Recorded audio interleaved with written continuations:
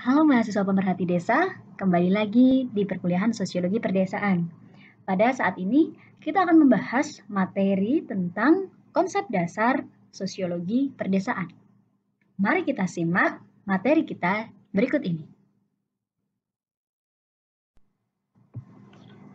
Tujuan pembahasan pada materi kali ini adalah yang pertama, mahasiswa dapat memahami konsep desa. Yang kedua, mahasiswa menelaah sejarah desa di Indonesia. Yang ketiga, mahasiswa mampu memahami syarat-syarat terbentuknya desa. Dan yang keempat, mahasiswa memahami berbagai macam komponen desa.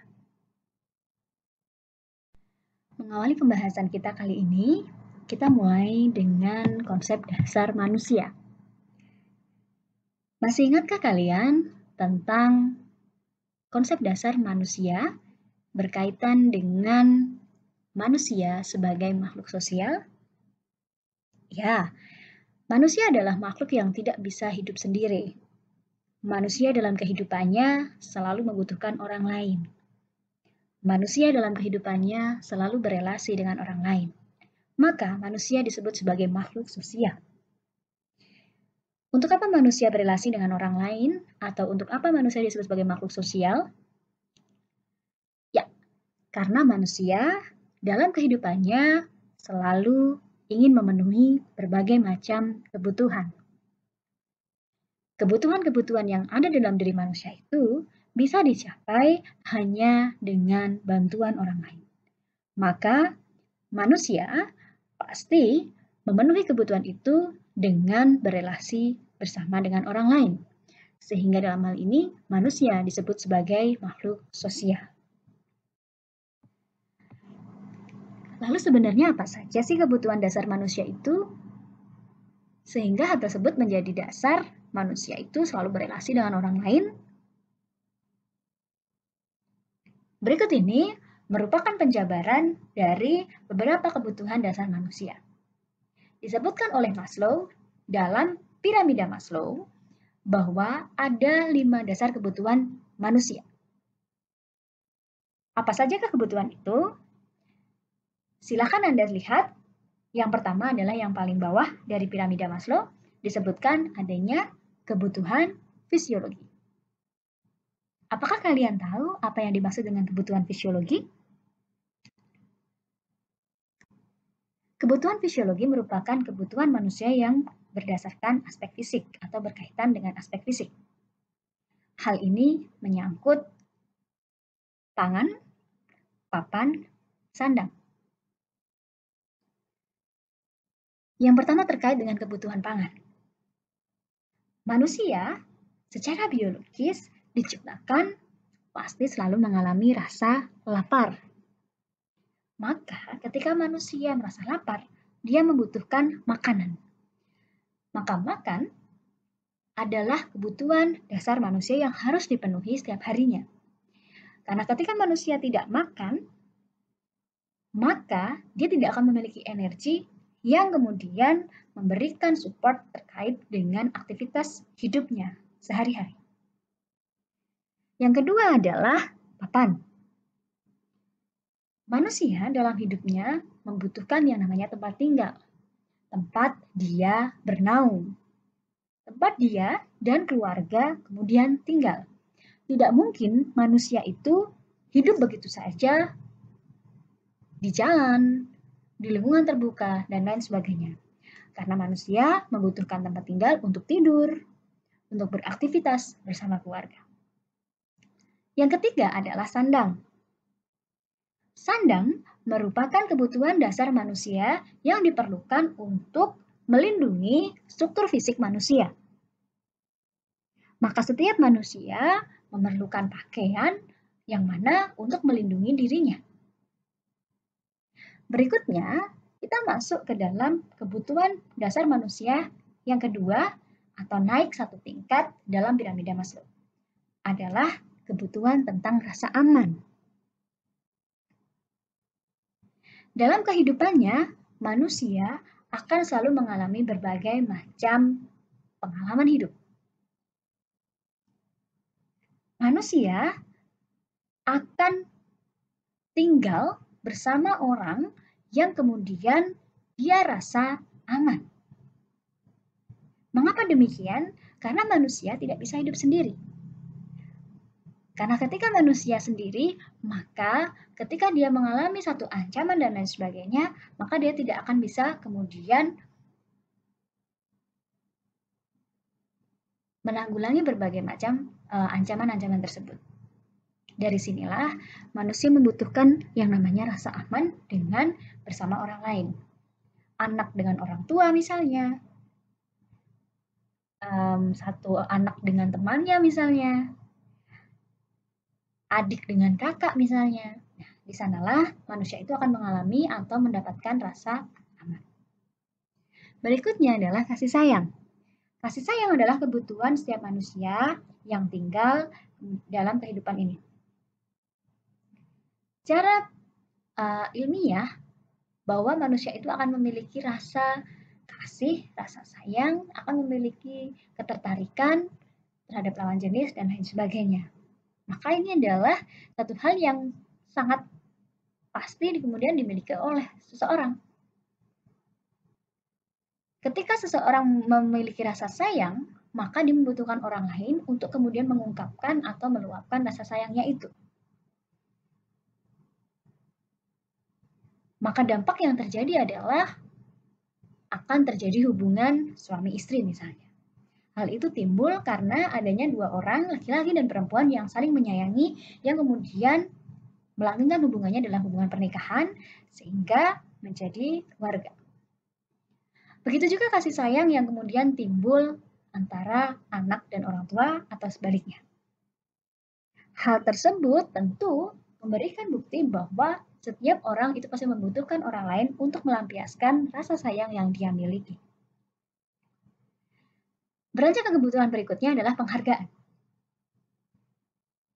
Penghargaan merupakan kebutuhan yang pasti dimiliki oleh setiap orang. Kita akan merasa sakit hati jika kita tidak dihargai orang lain. Bahkan sebenarnya setiap dari manusia itu kenapa memiliki nama? Ya, nama adalah sebuah panggilan, nama adalah sebuah identitas yang sebenarnya itu adalah hal dasar yang menunjukkan penghargaan dari setiap orang. Karena dengan nama, minimal kita dihargai bahwa kita sebagai manusia, kita ada dan kita memiliki sebuah identitas. Berikutnya yang terakhir adalah aktualisasi diri. Setiap orang pasti memiliki kemampuan masing-masing, karakteristik masing-masing. Kemampuan dan karakteristik tersebut perlu untuk disampaikan atau diaktualisasikan. Dan di sanalah ketika kemudian kita mengaktualisasikan kemampuan diri kita membutuhkan orang lain untuk mengakui diri kita. Nah, dari sana kita bisa melihat bahwa betapa pentingnya manusia lain atau kemudian lingkungan sekitar kita untuk kemudian memenuhi berbagai macam kebutuhan dasar manusia. Atas dasar hal tersebut, maka manusia berelasi dengan orang lain. Ketika manusia berelasi dengan orang lain, manusia akan dapat memenuhi berbagai macam kebutuhan-kebutuhannya. Nah, melalui relasinya dengan orang lain untuk memenuhi kebutuhan itulah, maka manusia membentuk yang namanya kesatuan hidup. Berbagai macam kesatuan hidup dalam kehidupan manusia adalah individu, keluarga, kelompok sosial, dan masyarakat. Yang pertama adalah individu. Individu merupakan sesuatu yang tidak dapat dibagi-bagi lagi. Satuannya sangat terkecil dan terbatas. Individu bukan manusia sebagai kesatuan, namun merupakan sebutan orang per orang atau manusia itu sendiri. Individu merupakan sumber dari segala sesuatu yang ada di dalam masyarakat. Karena masyarakat itu terdiri atas berbagai macam individu-individu yang berkumpul dan berelasi. Sehingga dengan adanya individu akan menyebabkan timbulnya sebuah kelompok, golongan dalam masyarakat. Dan individu menjadi faktor utama adanya dinamika dalam masyarakat. Yang kedua adalah keluarga. Keluarga sering disebut sebagai community primer yang merupakan kelompok sosial dengan hubungan anggota yang sangat erat. Terdiri atas suami, istri, dan anak. Dan keluarga memiliki beberapa sifat. Berdasarkan emosional, terbentuk atas dasar perkawinan, membentuk yang namanya keluarga, dan memiliki sebuah tempat tinggal. Keluarga merupakan bentuk masyarakat terkecil yang mana hubungannya sangat mempengaruhi pola aktivitas individu di dalam masyarakat. Karena di dalam sebuah keluarga, individu akan dibentuk berkaitan dengan karakter, berkaitan dengan berbagai macam hal-hal dasar yang kemudian akan dia lakukan di dalam kehidupan masyarakat. Di dalam keluarga akan dipelajari berbagai macam nilai dan norma sosial. Selanjutnya adalah kelompok sosial. Kelompok sosial atau golongan sosial merupakan himpunan manusia yang memiliki kepentingan bersama, terikat antara satu unsur kesatuan dalam waktu tertentu dan saling mempengaruhi. Berbagai macam kelompok sosial terbentuk atas dasar kesamaan hobi, kesamaan identitas, kesamaan daerah, dan lain sebagainya. Sehingga berbagai macam contoh kelompok sosial adalah golongan agama, golongan partai, golongan pecinta alam, komunitas atau kelompok pecinta sepeda, komunitas pelukis, dan lain sebagainya. Yang terakhir adalah masyarakat. Masyarakat merupakan sekumpulan manusia atau individu yang saling berinteraksi, memiliki tujuan dalam ruang dan waktu tertentu. Masyarakat itulah yang merupakan satuan terbesar kesatuan hidup manusia dalam kehidupannya. Dari pengantar tersebut, lalu apa menurut kalian yang menjadi alasan pokok masyarakat itu berkumpul membentuk masyarakat?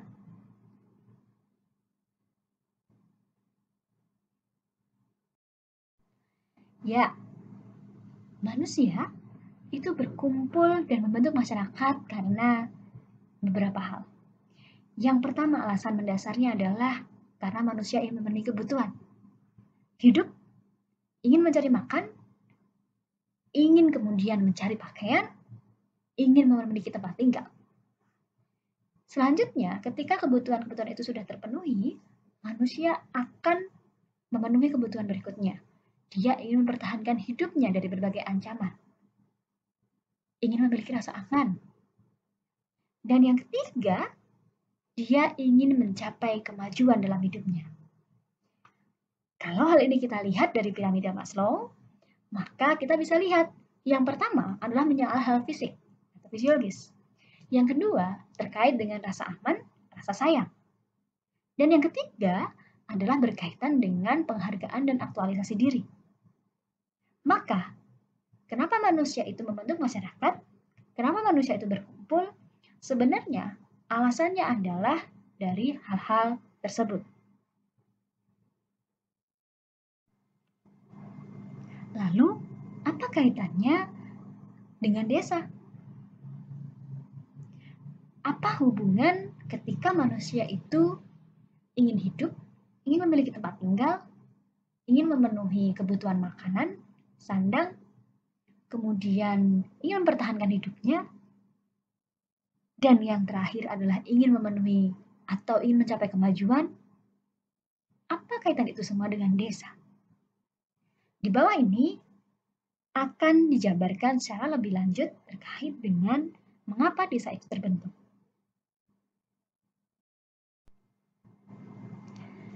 Jadi ternyata mahasiswa, gejala awal desa terbentuk itu juga didasari keinginan manusia untuk berkumpul dan melangsungkan kehidupannya atau memenuhi berbagai macam kebutuhannya. Yang mana untuk memenuhi kebutuhan itu dipengaruhi oleh kondisi lingkungan. Manusia awalnya tinggal atau hadir dalam sebuah wilayah tertentu.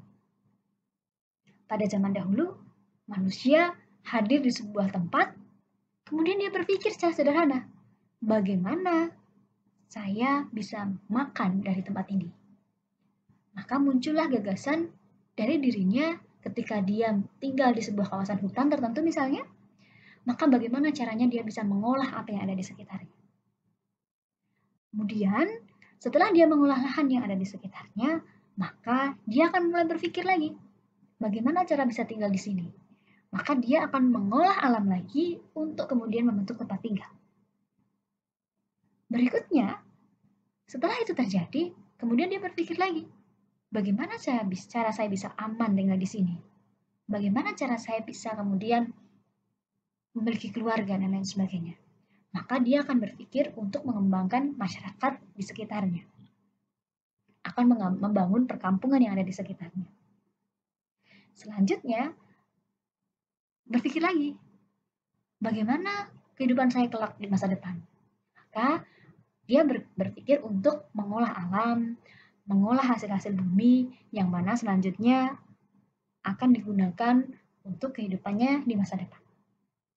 Nah, dari sana sebenarnya desa itu awal mulanya terbentuk. Ketika manusia tinggal atau hadir dalam lokasi tertentu, dalam wilayah tertentu, lalu dia mencoba memanfaatkan apa yang ada di lingkungan sekitarnya untuk kemudian memenuhi berbagai macam kebutuhan dasarnya. Maka awal-awalnya desa itu muncul dengan berbagai macam ciri sesuai dengan daerahnya masing-masing. Ada desa pertanian, desa perikanan, desa pasar atau jasa. Nah, itu gejala awal pembentukan desa. Berbedakah dengan gejala awal pembentukan kota? Ya, sangat berbeda. Masyarakat kota terbentuk bukan karena manusia itu tinggal dan kemudian berpikir bagaimana mengolah apa yang ada di sekitarnya. Tapi masyarakat kota terbentuk itu sebaliknya. Masyarakat kota terbentuk karena sudah ada hal yang pasti yang kemudian membuat orang itu tinggal di situ. Sebagai contoh misalnya, seseorang yang diterima pekerjaan di kota tertentu, di Jakarta misalnya. Maka ketika kita mendapatkan pekerjaan di kota Jakarta, maka kita dari Yogyakarta akan berpindah ke Jakarta, akan pindah di kota Jakarta, yang kemudian kita akan tinggal di sana.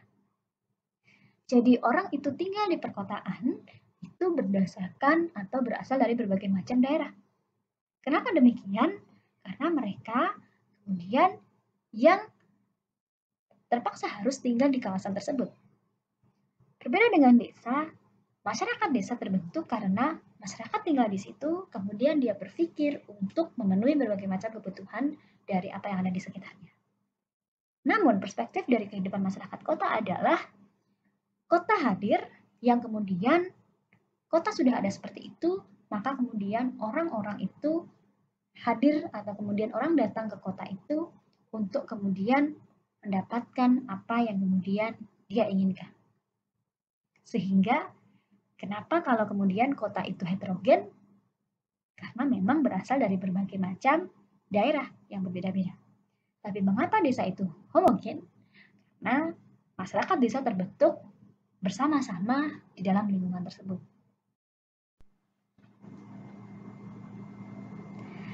Desa selanjutnya secara etimologi berasal dari kata desa, deshi yang berarti tanah kelahiran, tanah air, tanah asal.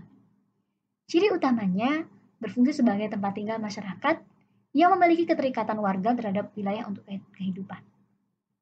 Secara geografi, desa sering disebut sebagai village, yang mana di sini menempatkan aspek kewilayahan. Desa secara geografi merupakan kesatuan masyarakat dengan hukum yang memiliki kewenangan untuk mengatur diri sendiri berdasarkan hak asal-usul dan adat istiadat yang diakui dengan batas pemerintahan tertentu. Sehingga secara geografi, desa itu dibedakan atas dasar batas-batas wilayah. Berikutnya, desa sering disebut juga sebagai self-community atau komunitas sendiri. Karena desa merupakan komunitas yang terbentuk dari berbagai macam masyarakat itu sendiri. Lebih lanjut disebutkan oleh Bergel bahwa desa juga diterapkan dalam dua pengertian. Yang pertama adalah desa itu merupakan pemukiman petani dalam tanda kutip. Kenapa dikatakan petani? Petani dalam konteks ini bukan hanya petani yang mengolah lahan pertanian, bukan itu. Tapi maksudnya, petani di sini adalah adanya proses pengolahan sumber kehidupan yang ada di desa.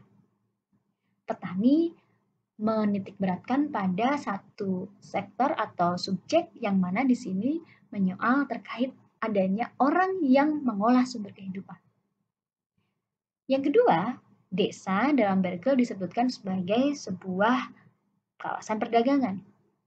Di dalam desa akan muncul sistem transaksi dasar, yang mana kebutuhan yang satu dengan kebutuhan yang lain akan saling terdistribusi. Nah, berikutnya, Berkel juga membedakan yang disebut sebagai kota kecil dan kota besar dalam kaitannya dengan desa. Kota kecil atau yang disebut sebagai town merupakan pemukiman perkotaan yang mendominasi perdesaan. Dalam hal ini, kota kecil meskipun dalam konteks kota, tapi masih didominasi oleh pedesaan, sehingga dikatakan sebagai kota kecil. Contohnya adalah ibu kota dari berbagai macam provinsi. Seperti di Yogyakarta, misalnya ada kota Yogyakarta. Atau di Kabupaten Bantul ada ibu kota kabupaten tersebut, yakni Kota Bantul. Kota itu dikatakan sebagai kota kecil. Permukiman perkotaan tapi masih didominasi oleh pedesaan. Berikutnya adalah kota besar atau city. Jadi, di sini adalah pemukiman yang mendominasi kawasan baik pedesaan maupun perkotaan. Jadi, dalam pemukiman-pemukiman ini, kawasan tersebut didominasi oleh berbagai macam pemukiman.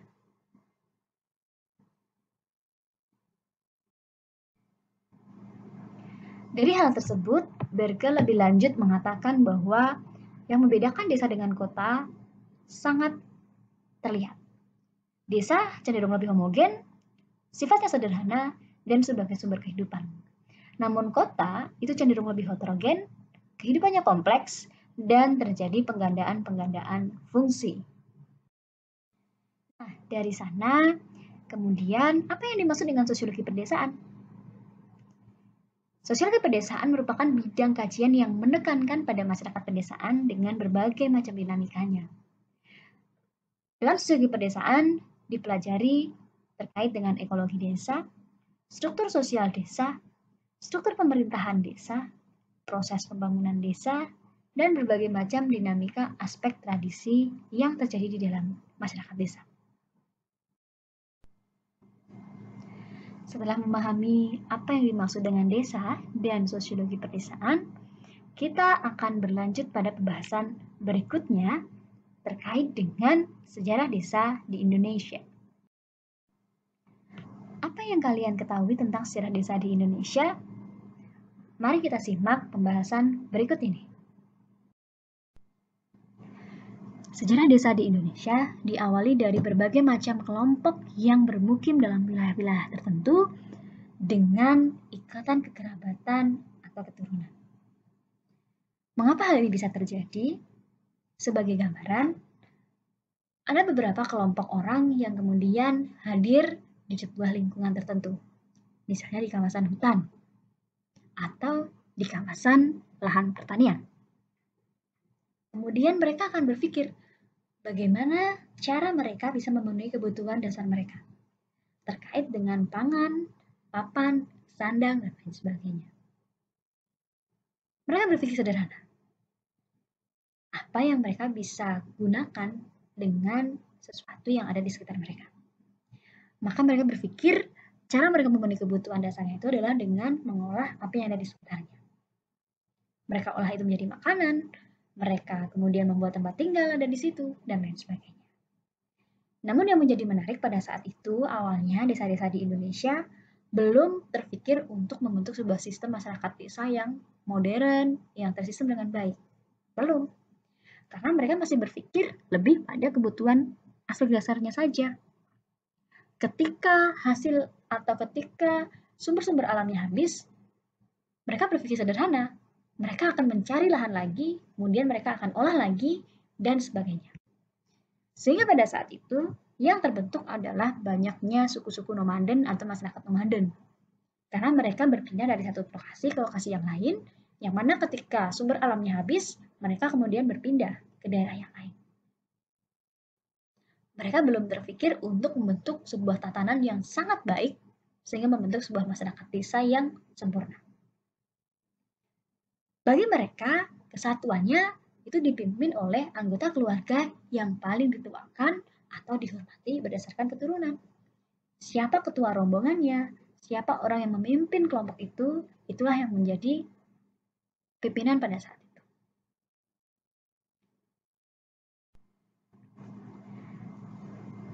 Beranjak ke desa masa kolonial. Awal mula desa terbentuk pada masa kolonial adalah karena aspek politik dan pemerintahan. Sebagaimana yang kita tahu, awalnya desa-desa di Indonesia itu belum terbentuk sistemnya dengan baik.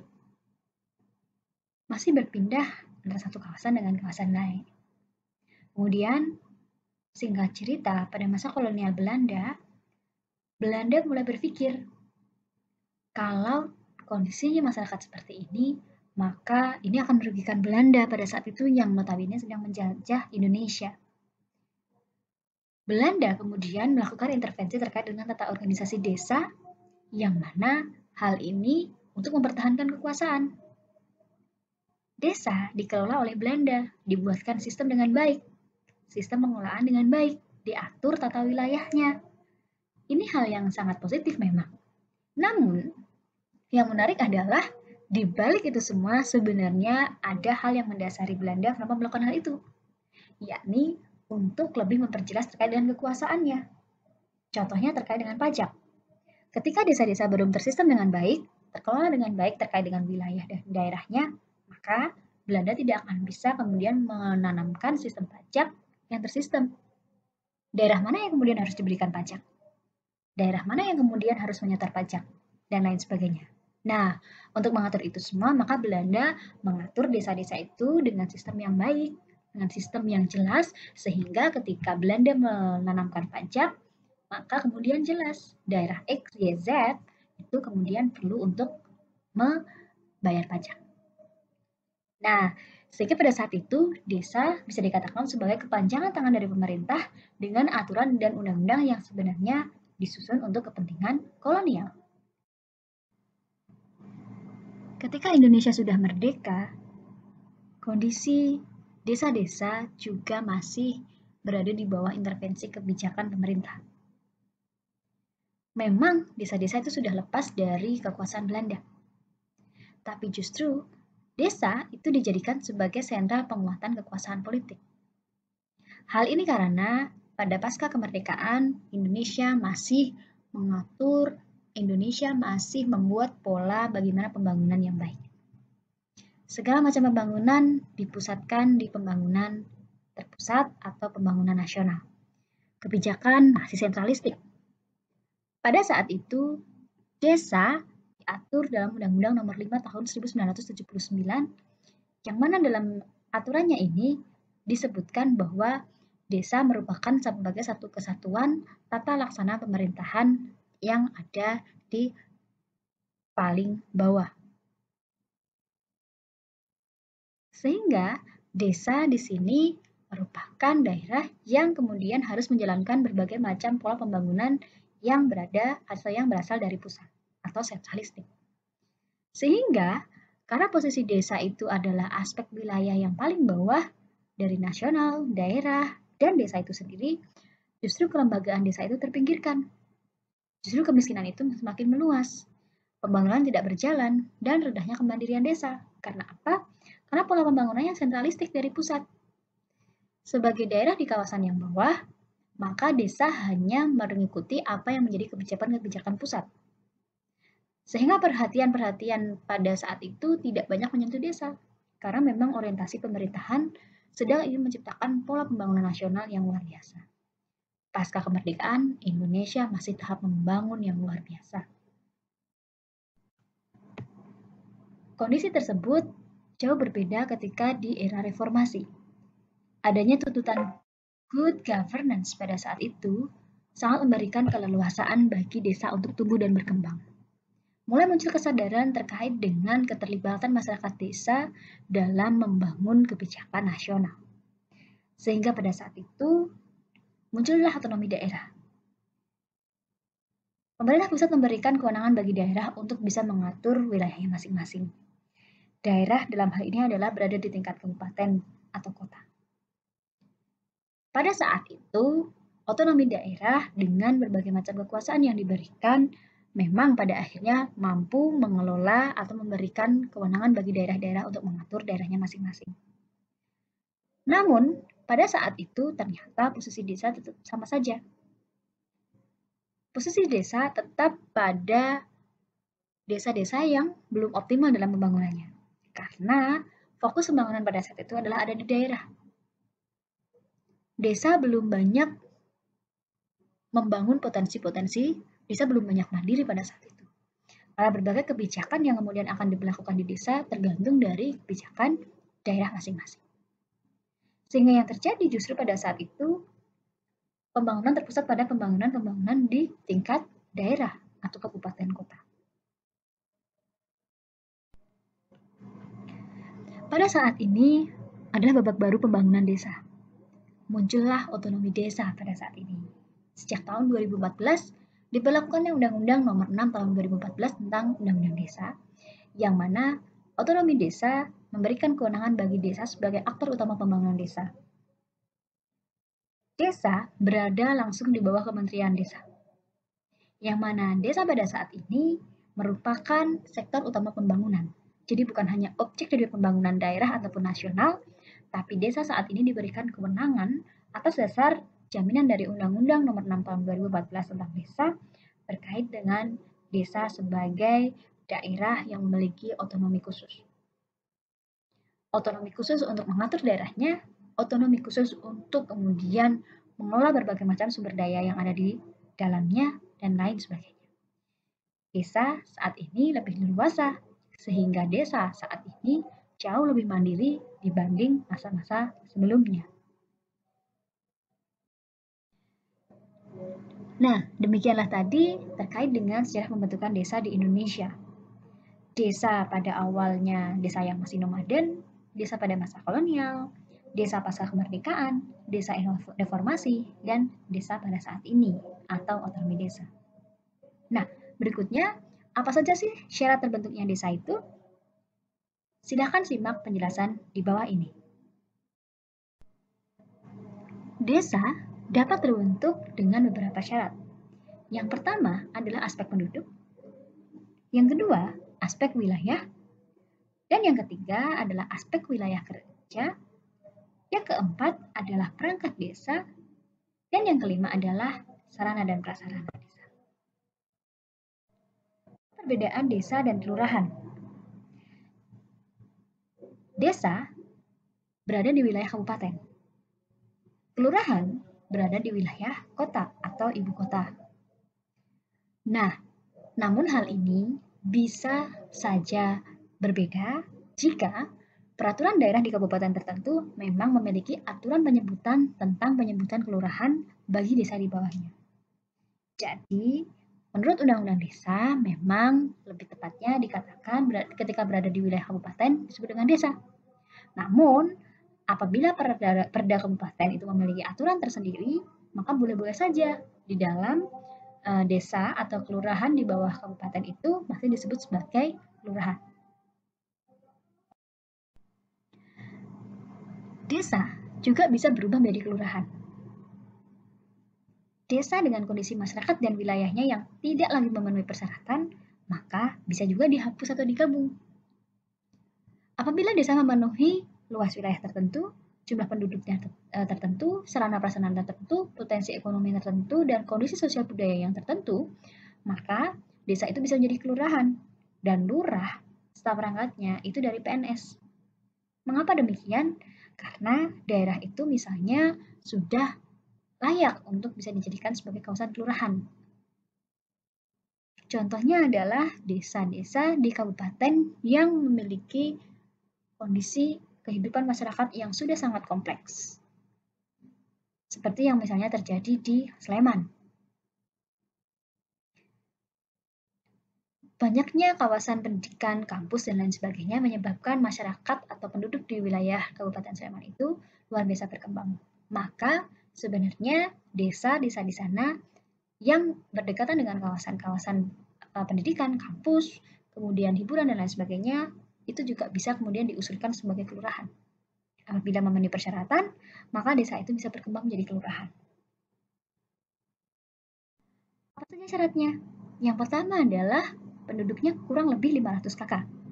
Luas wilayahnya terjangkau dalam pelayanan dan pembinaan masyarakat, letak memiliki jaringan perhubungan dan komunikasi antar dusun, tersedia sarana dan prasarana desa, kerukunan hidup beragama dan bermasyarakat, dan adanya sistem perekonomian. Demikianlah tadi syarat-syarat terbentuknya desa hingga kemudian syarat desa yang bisa berubah menjadi kelurahan. Lalu apa saja yang berkaitan dengan komponen desa? Mari kita simak penjelasan di bawah ini. Berbagai macam komponen yang ada di desa diantaranya adalah lingkungan hidup, kegiatan perekonomian, kelembagaan sosial, sumber daya manusia, dan sarana serta prasarana fisik desa. Demikianlah tadi penjelasan kita terkait dengan konsep dasar sosiologi pedesaan yang telah membahas berbagai macam hal. Di antaranya yang pertama adalah hakikat dari desa itu sendiri, yang kedua terkait dengan sejarah pembentukan desa di Indonesia, yang ketiga terkait dengan syarat terbentuknya desa, yang keempat terkait dengan komponen desa. Semoga Anda bisa memahami berbagai macam materi yang ada dalam tayangan tadi. Jangan lupa untuk selalu belajar dan untuk selalu mencermati apa yang terjadi di sekitar kalian. Terima kasih.